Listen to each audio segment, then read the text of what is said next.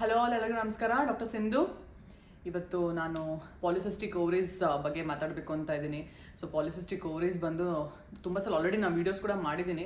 So because it is so prevalent, ಅಂದರೆ ಎಷ್ಟು common ಆಗಿ ನಾವು ಈಗಿನ ಪೀರಿಯಡಲ್ಲಿ ನೋಡ್ತೀವಿ ಅಂತ ಹೇಳಿದ್ರೆ ಇಟ್ ಈಸ್ ಸೋ ಕಾಮನ್. ಅಂದರೆ ನೀವು ಒಂದು 10 ಜನ ಹುಡುಗಿರು ನೋಡ್ತೀರಾ ಅಂತ ಹೇಳಿದ್ರೆ ಅದರಲ್ಲಿ ಇಬ್ಬರಿಗೆ ಇಲ್ಲ ಅಂದ್ರೆ 3 ಜನಕ್ಕೆ ಖಂಡಿತ ಪಾಲಿಸಿಸ್ಟಿಕ್ ಓವರೀಸ್ ಇರುತ್ತೆ.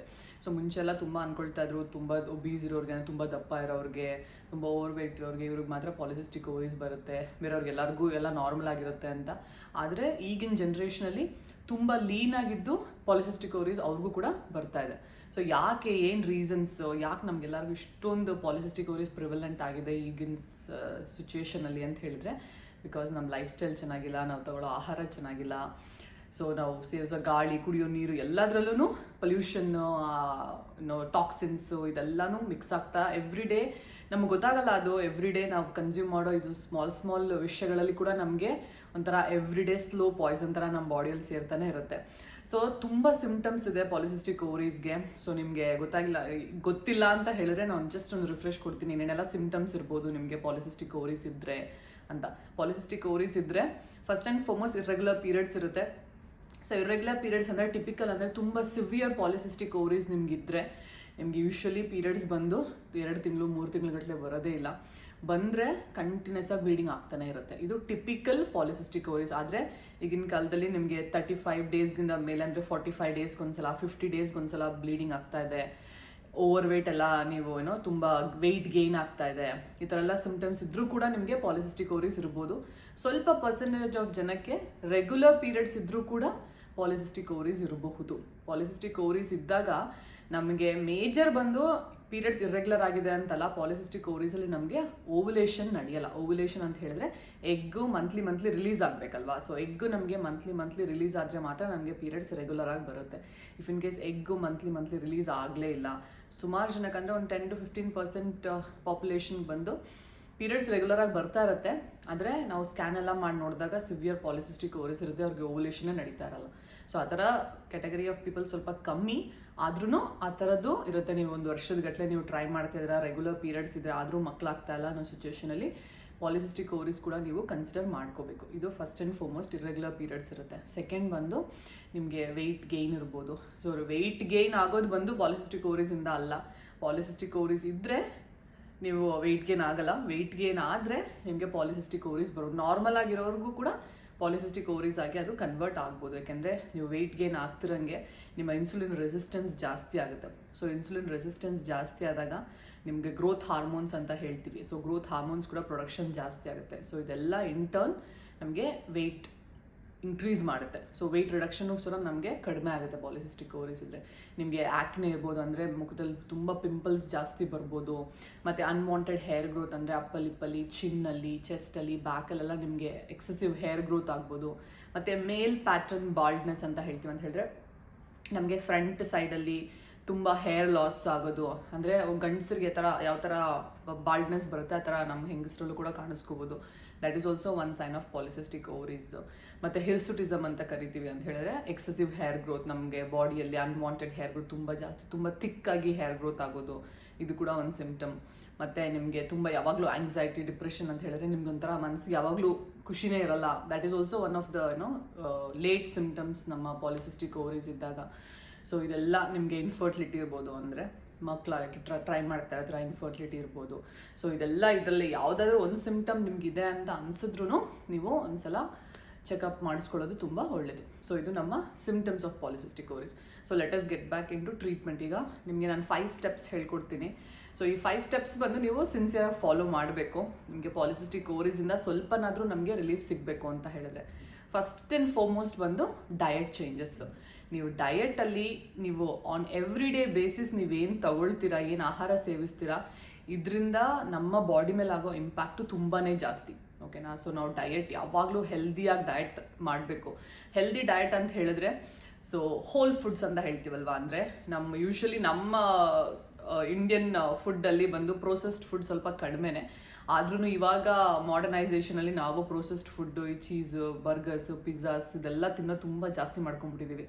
ಸೊ ಹಂಗಾಗಿ try to eat whole food, ಅಂದರೆ ಈ ನಟ್ಸು, ಲೆಗ್ಯೂಮ್ಸ್ ಇದೆಲ್ಲ ಇರುತ್ತೆ ಅಲ್ವಾ, ದಾಲ್, ಇದೆಲ್ಲ ಹೋಲಾಗಿ ಅಂದರೆ ದಾಲ್ ಪಾಲಕ್ ಈ ಥರ ಗ್ರೀನ್ ಲೀಫಿ ವೆಜಿಟೇಬಲ್ಸ್ ಇದನ್ನೆಲ್ಲ ಹೋಲಾಗಿ ಕನ್ಸ್ಯೂಮ್ ಮಾಡಿ. ಅಂದರೆ ಹೋಲ್ ಫ್ರೂಟ್ ಜ್ಯೂಸಸ್ ತೊಗೊಳಕ್ಕಿಂತ ಹೋಲ್ ಫ್ರೂಟ್ಸ್ ಕನ್ಸ್ಯೂಮ್ ಮಾಡಿ.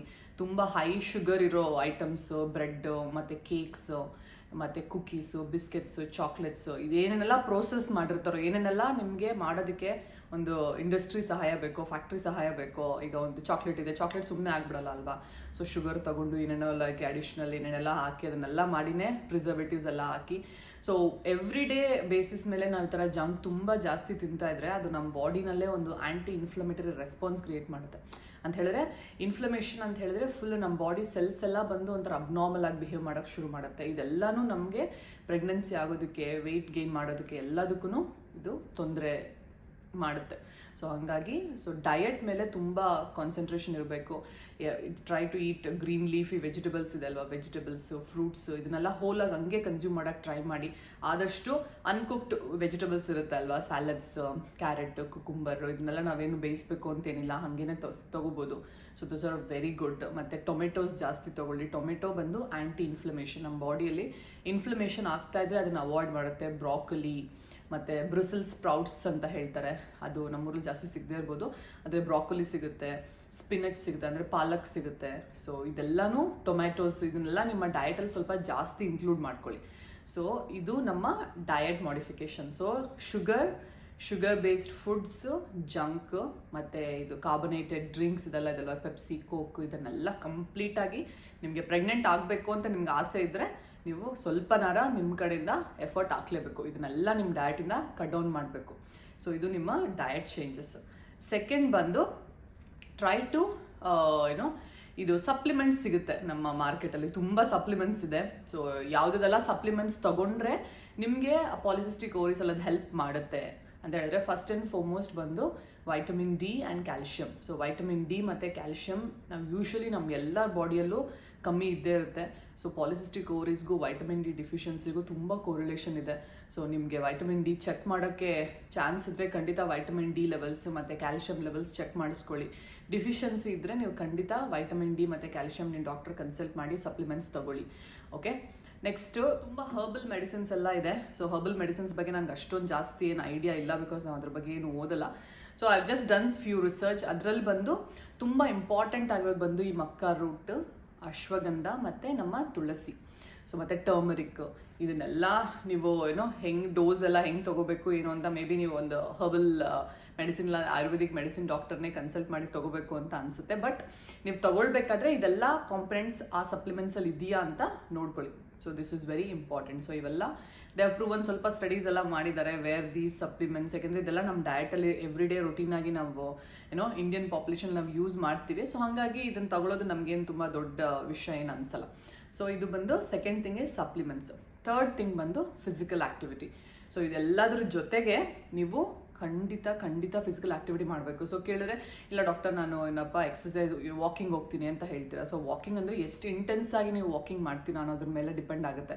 ಸೊ ಜಸ್ಟ್ ಬಿಕಾಸ್ ನಾವು ಎಕ್ಸಸೈಸ್ ಮಾಡಬೇಕು ಎವ್ರಿ ಟೈಮ್ ಹೋದಾಗ ನಾವು ಎಕ್ಸಸೈಸ್ ಖಂಡಿತ ಮಾಡಲೇಬೇಕು ಅಂತ ಅಂದ್ಬಿಟ್ಟು ಸುಮ್ಮನೆ ಹಾಗೆ ವಾಕಿಂಗ್ ಹೋದ್ವಿ, ಸುಮ್ಮನೆ ಮಾತಾಡ್ಕೊಂಡು ಹಂಗೆ ಹೋದ್ವಿ ಆ ಥರ ಇಲ್ಲದೆ ಒಂದು ದಿನದಲ್ಲಿ 60 ಮಿನಿಟ್ಸ್ ನೀವು ಹೈ ಇಂಟೆನ್ಸಿಟಿ ವರ್ಕೌಟ್ ಮಾಡಬೇಕು. ಹೈ ಇಂಟೆನ್ಸಿಟಿ ಅಂತ ಹೇಳಿದ್ರೆ ನಿಮ್ಮ ಹಾರ್ಟ್ ರೇಟ್ ಇದೆ ಅಲ್ವಾ. ಸೊ ಈಗಿನ ಕಾಲ ತುಂಬ ವಾಚ್, ಫೋನ್ ಏನು ಕೈಲಿಟ್ಕೊಂಡ್ರು ನಮ್ಮ ಹಾರ್ಟ್ ರೇಟ್ ಎಷ್ಟಿದೆ ಅಂತ ತೋರಿಸುತ್ತೆ. ಸೊ ಹಾರ್ಟ್ ರೇಟ್ ಬಂದು ನೀವು ಎಕ್ಸಸೈಸ್ ಮಾಡಬೇಕಾದ್ರೆ ಅಟ್ಲೀಸ್ಟ್ 140, 150, 160 ಹಾಗೆ ರೈಸ್ ಆಗಬೇಕು. ಸೊ ಅಷ್ಟು ರೈಸ್ ಆದಾಗ ಮಾತ್ರ ನಿಮ್ಮ ಬಾಡಿ ಅಲ್ಲಿ ಅದು ಎಂಡಾರ್ಫಿನ್ಸ್ ರಿಲೀಸ್ ಆಗೋದು, ಕಾರ್ಟಿಸಾಲ್ ರಿಲೀಸ್ ಆಗೋದು. ಸೊ ಇದೆಲ್ಲನೂ ನಿಮ್ಮ ಇಂಟರ್ನಲ್ ಚೇಂಜಸ್ಗೆ ಹೆಲ್ಪ್ ಮಾಡುತ್ತೆ. ಇದೆಲ್ಲನೂ ನಮ್ಮ ಪಾಲಿಸಿಸ್ಟಿಕ್ ಓವರೀಸ್ ಮೇಲೆ ಇನ್ಸುಲಿನ್ ರೆಸಿಸ್ಟೆನ್ಸ್ ಎಲ್ಲ ಕಡಿಮೆ ಮಾಡಬೇಕು ಅಂತ ಹೇಳಿದ್ರೆ ನೀವು ಎಕ್ಸಸೈಸ್ ಅಷ್ಟು ಇಂಟೆನ್ಸ್ ಆಗಿ ಮಾಡಬೇಕು. ಸುಮ್ಮನೆ ವಾಕಿಂಗ್ ಹೋಗೋ ಬದಲು 1-2 ನಿಮಿಷ ವಾಕಿಂಗ್ ಮಾಡಿ, ಒಂದು 30 ಸೆಕೆಂಡ್ ಫಾಸ್ಟಾಗಿ ಓಡಿ, ಮತ್ತೊಂದು 2 ನಿಮಿಷ ವಾಕ್ ಮಾಡಿ. ಸೊ ಆ ಥರ ಮಾಡಿದಾಗ ನಿಮ್ಮ ಹಾರ್ಟ್ ರೇಟ್ ಜಾಸ್ತಿ ಆಗೋದು ಕಡಿಮೆ ಆಗೋದು ಆಗುತ್ತೆ. ಸೊ ಅದು ಹೈ ಇಂಟೆನ್ಸಿಟಿ ಇಂಟರ್ವಲ್ ವರ್ಕೌಟ್ ಅಂತ ಕೂಡ ಕರೀತಾರೆ. So exercise is very very very important. ಓಕೆನಾ. ಸೊ 3 ಸ್ಟೆಪ್ಸ್ ಆಯಿತು. 4th ಸ್ಟೆಪ್ ಬಂದು ಮೇಂಟೆನೆನ್ಸ್ ಗುಡ್ ಸ್ಲೀಪ್ ಹೈಜೀನ್ ಅಂತ ಹೇಳ್ತೀವಿ ನಾವು. ಸ್ಲೀಪ್ ಹೈಜೀನ್ ಅಂತ ಹೇಳಿದ್ರೆ ನೀವು ಒಂದೇ ಟೈಮ್ಗೆ ಎವ್ರಿ ಡೇ ಬೆಡ್ಗೆ ಹೋಗಬೇಕು, ಅಂದರೆ ಮಲ್ಕೊಳ್ಳೋಕೆ ಒಂದೇ ಟೈಮ್ ಫಿಕ್ಸ್ ಮಾಡ್ಕೋಬೇಕು, ಒಂದೇ ಟೈಮಲ್ಲಿ ಎದ್ದೇಳಬೇಕು. ಸೊ ಫೋನ್ ನಮ್ಮ ಮಲ್ಗೋಕ್ಕೂ ಒಂದು 2 hours ಮುಂಚೆಯಿಂದ ಫೋನೆಲ್ಲ ಏನು ನೋಡೋಕೆ ಹೋಗಬಾರ್ದು. ಸೊ ಫೋನ್ ನೋಡಿದ್ರೆ ಆ ಫೋನಿಂದ ಬ್ಲೂ ಲೈಟ್ ಎಮಿಟ್ ಆಗುತ್ತೆ, ಓಕೆನಾ. ಸೊ ಆ ಬ್ಲೂ ಲೈಟ್ ಬಂದು ನಮ್ಮ ಮೆಲೆಟೋನಿನ್ ಸೆಕ್ರೀಷನ್ ಸ್ವಲ್ಪ ಜಾಸ್ತಿ ಮಾಡುತ್ತೆ ನಮ್ಮ ಬ್ರೈನಲ್ಲಿ. ಸೊ ಅದು ಜಾಸ್ತಿ ಆಗಿಬಿಟ್ರೆ ನಮಗೆ ಅದು ಸ್ಲೀಪನ್ನ ಡಿಪ್ರೈವ್ ಮಾಡೋದು, ಸ್ಲೀಪನ್ನ ಸಪ್ರೆಸ್ ಮಾಡುತ್ತೆ. ಸೊ ಹಾಗಾಗಿ ನೀವು ಫೋನ್ ಬಂದು ಬೆಡ್ಗೆ 10 ಗಂಟೆಗೆ ಬೆಡ್ಗೆ ಹೋಗ್ತೀರಾ ಅಂತ ಹೇಳಿದ್ರೆ 8 ಗಂಟೆ ಆದಮೇಲಿಂದ ಯಾರೂ ಫೋನ್ ನೋಡಬಾರ್ದು. ಯಾವುದೇ ಆ್ಯಕ್ಟಿವಿಟಿ ಇರ್ಬೋದು, ಫೋನ್ ಇರ್ಬೋದು, ಟಿ ವಿ ಇರ್ಬೋದು, ಅವಾಯ್ಡ್ ಮಾಡಿದ್ರೆ better. So definitely phone bed ಮೇಲೆ ಮಲ್ಕೊಂಡು ಫೋನ್ ನೋಡೋದು, ಲೈಟೆಲ್ಲ ಆಫ್ ಮಾಡಿ ಫೋನ್ ನೋಡೋದು ಮಾತ್ರ ಖಂಡಿತ ಮಾಡೋಕ್ಕೆ ಹೋಗ್ಬಿಡಿ. ಅದು ನಿಮಗೆ ಒಳ್ಳೆ ಕ್ವಾಲಿಟಿ ಸ್ಲೀಪ್ ಅದು ನಿಮಗೆ ಕೊಡಲ್ಲ. ಓಕೆ, ಅಟ್ಲೀಸ್ಟ್ ಒಂದು 8 hours ಪರ್ ಡೇ ನೀವು ಸೌಂಡ್ ಸ್ಲೀಪ್ ಮಾಡಲೇಬೇಕು. That is very essential for good health. ಅದು ಪ್ರೂವನ್ ಇದೆ. ಪಾಲಿಸಿಸ್ಟಿಕ್ ಓವರೀಸಲ್ಲಿ ಏನೋ ನಮ್ಮ ರೆಸ್ಟ್ಲೆಸ್ನೆಸ್ಸು, ಸ್ಲೀಪ್ಲೆಸ್ ನೈಟ್ಸ್ ಎಲ್ಲ ಇದ್ದರೆ ಅದು ಕೂಡ ನಮಗೆ ಟ್ರಿಗರ್ ಮಾಡುತ್ತೆ polycystic ovaries, in turn infertility. Last step ಬಂದು ತುಂಬ ಮೈನ್ಯೂಟ್ ಥಿಂಗ್ಸ್ ಇದ್ದಾವೆ. ಸೊ ಮನೆಯಲ್ಲಿ ನೀವು ಏನೇನೆಲ್ಲ ಪಾತ್ರೆ ಎಲ್ಲ ಏನೇನೆಲ್ಲ ಯೂಸ್ ಮಾಡ್ತೀರಾ. ಸೊ ಮನೆಯಲ್ಲಿ ಬಂದು ಯೂಶ್ವಲಿ ನಿಮ್ಮ ಈ ಮೈಕ್ರೋವೇವ್ ಎಲ್ಲ ಈಗೆಲ್ಲ ತುಂಬ ಜಾಸ್ತಿ ಯೂಸ್ ಮಾಡ್ತೀವಿ. ಮೈಕ್ರೋವೇವಲ್ಲಿ ಏನು ತೊಗೊಂಡು ಬಂದರೂ ಮೈಕ್ರೋವೇವ್ ಹಾಕಿಡೋದು, ಮೈಕ್ರೋವೇವಲ್ಲಿ ಯೂಸ್ ಅದೇ ವೆಸಲಲ್ಲಿ ತೊಗೊಂಡು ತಿನ್ನೋದು. ಸೊ ಮೈಕ್ರೋವೇವ್ ಮಾಡಬೇಕಾದ್ರೆ ನಿಮ್ಮ ಯಾವುದೇ ಎಷ್ಟೇ ಅವ್ರು ಹೇಳ್ಬೋದು ಇದು BPA ಫ್ರೀ ಇದೆ, ಫ್ಯಾಲೆಟ್ಸ್ ಫ್ರೀ ಇದೆ, ಅದರಲ್ಲಿ ಏನೂ ಎಮಿಟ್ ಆಗಲ್ಲ, ಏನೂ ಕೆಮಿಕಲ್ಸ್ ಏನೂ ಬರಲ್ಲ ಅಂತ ಹೇಳ್ತಾರೆ. ಬಟ್ ಖಂಡಿತ ಮೈಕ್ರೋವೇವಲ್ಲಿ ನೀವು ಈ ಪ್ಲಾಸ್ಟಿಕ್ ಅಥವಾ ಎಂಥ ಒಳ್ಳೆ ಬ್ರ್ಯಾಂಡ್, ಟಪ್ಪರ್ವೇರ್ ಬ್ರ್ಯಾಂಡ್, ಯಾವುದೇ ಬ್ರ್ಯಾಂಡ್ ಇರ್ಬೋದು, ಪ್ಲಾಸ್ಟಿಕ್ ವೆಸಲ್ಸಲ್ಲಿ ಇಟ್ಟು ಹೀಟ್ ಮಾಡೋದನ್ನ ಅವಾಯ್ಡ್ ಮಾಡಿ. ಆದಷ್ಟು ನೀವು ಗ್ಲಾಸ್ ಇಲ್ಲಾಂದರೆ ಸೆರಾಮಿಕ್ ಯೂಸ್ ಮಾಡಿ. ಇದು ತುಂಬ ರೆಸಿಸ್ಟೆಂಟ್, ಇದು ಅಷ್ಟೇ ಹೈ ಇಂಟೆನ್ಸಿಟಿ ಹೀಟ್ಗೆ ಹೋದ್ರೂ ಏನೂ ರೆಸ್ಪಾಂಡ್ ಮಾಡಲ್ಲ. ಸೊ ಇದು 1 ದಿನ 2 ದಿನದಲ್ಲ, ನಮ್ಮ ಲೈಫ್ ಲಾಂಗ್ ಈಗ ನಾವು ನಿಮ್ಗೆ ಎಷ್ಟೇ ವರ್ಷ ಇರ್ಬೋದು. ಸೊ ಮೈಕ್ರೋವೇವ್ ಬಂದಾಗಿಂದ ನಮ್ಮ ಮನೆಗಳೆಲ್ಲ ತುಂಬ ಜನ ಯೂಸ್ ಮಾಡ್ತಾನೆ ಇದ್ದೀವಿ. Microwave plates microwave vessels, plastic vessels.